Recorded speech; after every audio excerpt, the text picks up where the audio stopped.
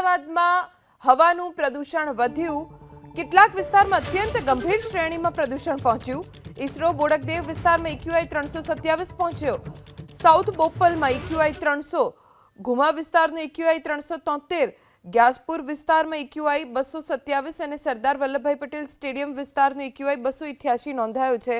હવાનું પ્રદૂષણ અમદાવાદમાં વધી રહ્યું છે અને કેટલાક વિસ્તારો એવા છે કે જ્યાં અત્યંત ગંભીર શ્રેણીમાં એર ક્વોલિટી ઇન્ડેક્સ પહોંચ્યો છે, જેમાં ઈસરો બોડકદેવ કે જ્યાં એક્યુઆઈ 327 છે, ઘુમા વિસ્તારમાં એક્યુઆઈ 373 નોંધાયો છે.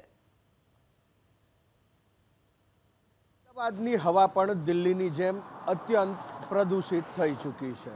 દ્રશ્યો પણ બતાવશું અને સાથે એર ક્વોલિટી ઇન્ડેક્સની અંદર વિવિધ વિસ્તારની અંદર જે પ્રદૂષણ નોંધાયું છે તેની પણ વાત કરીશું. હાલ દ્રશ્ય આપ જોઈ રહ્યા છો, આ દ્રશ્ય છે બોપલ વિસ્તારના.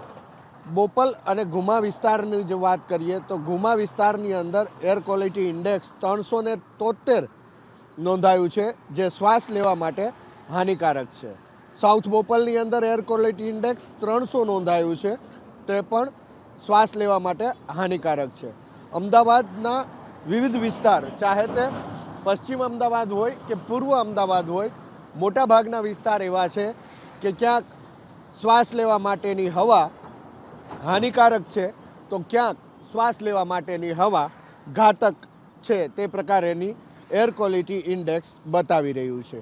ગ્યાસપુરની અંદર 227, સરદાર વલ્લભભાઈ પટેલ સ્ટેડિયમ વિસ્તારની અંદર 288, તો ઈસરો બોડકદેવ વિસ્તાર છે ત્યાં એર ક્વોલિટી ઇન્ડેક્સ 327 નોંધાયું છે.